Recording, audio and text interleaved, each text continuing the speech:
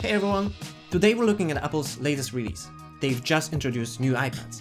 It's been a long time since Apple updated their iPads, so there was a lot of excitement. The event was quick, only took about 30 minutes, and they've introduced 4 new pieces of hardware. 4. iPad Air, iPad Pro, the new keyboard, and something that was the most impressive for me, which is the Pencil Pro. And you might think these new iPads are just like the old ones, just with better parts inside. They come with the newest M-series chips, so on paper, they are the most powerful iPads ever. Tim Cook would love me for that sentence. It's the best in the industry by far. But really, what does this mean for us? They still run on iPadOS, and the experience is similar. Can these iPads do new things, or are they just faster than before? Stay with me as we go through all the details with these new iPads. What they look like, how they perform, and what makes them different. First, let's talk about the new iPad Air. And it won't be long, it took Apple like 3 seconds to brush through the new Airs, and then they got to the Pros. So, as usual, it brings some features from the previous iPad Pros to a more affordable model. This time, iPad Air upgrades from the M1 chip to the faster M2 chip. It starts with a base of 128GB of storage, because let's face it, 64 would barely cut it today. And the webcam was finally moved to the landscape bezel where it should be from the beginning. Interestingly, there are now 2 sizes available, an 11-inch and a 13-inch iPad Air. You might remember the last model was just 10.9 inches, so is it actually different? Yes, there is a bit more screen space now. But what is in fact the most disappointing thing about these displays is the fact that they are still just LCD, and there is no ProMotion built in. So it's still not an OLED, and the maximum refresh is 60 Hz. Yikes. Now we don't know nothing yet about the battery life. Is it any good?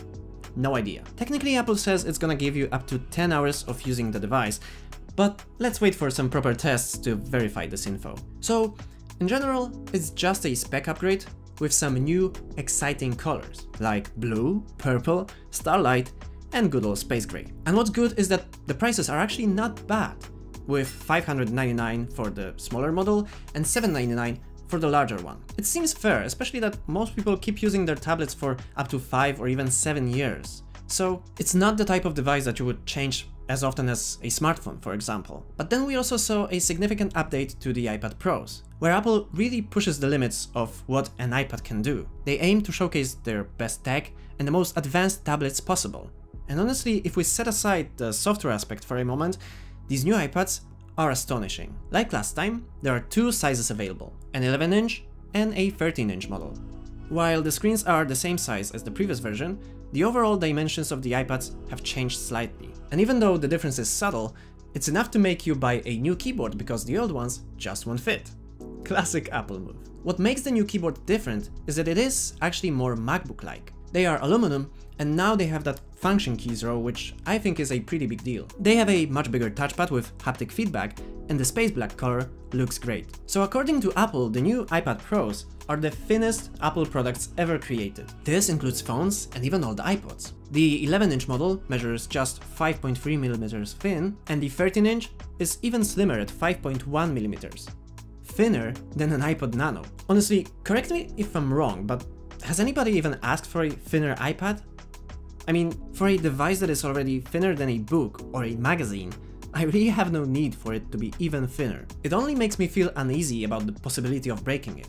Remember, the last M1 iPad Pro survived Jerry-Rig Everything's bend test, but the new ones, the odds are stacked against it this time. Never tell me the odds. So, Apple decided to slim them down anyway. As a result, iPad Air now ends up being heavier than an iPad Pro, keeping Apple's lineup as confusing as ever. The new Pros are equipped with the latest M4 chip, marking the debut of this next generation Apple Silicon. This new CPU is supposedly 50% faster than the M2 chip and has a GPU up to 4 times quicker in some situations. It's built on a 3nm process, just like the M3 was, but Apple says it's more power efficient and has an improved cooling.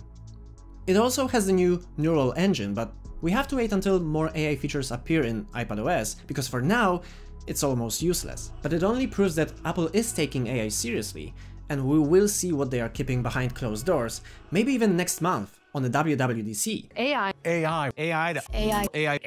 Also, Apple didn't mention that the CPUs differ between different models with different memory sizes, which means that some iPads might not be as fast as they advertised. Another thing that Apple forgot to mention is the fact that the new iPad Pros have one less camera. Yeah, the ultra-wide-angle lens is gone, which means that people were probably not using it that much. In its place, Apple has put what looks like an ambient light sensor, which will work alongside adaptive True Tone flash to properly measure the exposure. This year's Pro models also introduce OLED displays.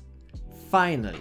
And it wouldn't be Apple if they didn't do something different than all the rest, right? So OLED is a great technology allowing for high contrast and deep blacks. But unfortunately, it means that they cannot get very bright because then we lose all the darkness. So to overcome this challenge, Apple has engineered something that's called a tandem OLED display. This innovative design layers two OLED panels allowing for exceptional brightness, 1000 nits for full screen brightness and 1600 nits for peak HDR brightness, so the results should be stunningly vivid. Additionally, Apple unveiled a nano-texture matte option for the iPad Pro, similar to the one in their PC displays. This finish reduces reflections, but at the cost of some sharpness and contrast. Also, if you remember the microfiber cloth that Apple lists all the devices it's compatible with, this time it actually makes sense because using a low-quality cloth could actually potentially damage the nano texture of the screen. It's not for regular users, it's for professionals, and this is probably why it's only available on the high-end 1TB and 2TB models and costs an extra $100. So the last piece of hardware that they announced was the Apple Pencil Pro. It looks almost identical to the regular Apple Pencil, but it has the new pressure sensor towards the end where you hold it. When you push down on it, you can access the menu to see more tools, which is great. And there's also a new barrel roll feature, which allows you to rotate your tools in real time and just sort of augment your digital tool paintbrush in whatever way you want without having to turn your iPad. It's also compatible with the new iPad Airs, so I can see many digital artists pre-ordering this new gadget already. Lastly, Apple announced updates to Final Cut Pro and Logic Pro, featuring enhanced versions of both applications. These updates include new machine learning capabilities and improved multi-camera editing tools. I'm eager to demo these features in the future, but we will probably learn more about software updates next month during the WWDC conference, which is focused on software development for Apple products. So if you wanted to stay updated, if you want to always be miles ahead, feel free to subscribe. So to sum up what we've learned today, I have to say, the new iPads are astonishing devices with exceptional hardware, but the only thing that I am missing in them is the macOS. Yeah.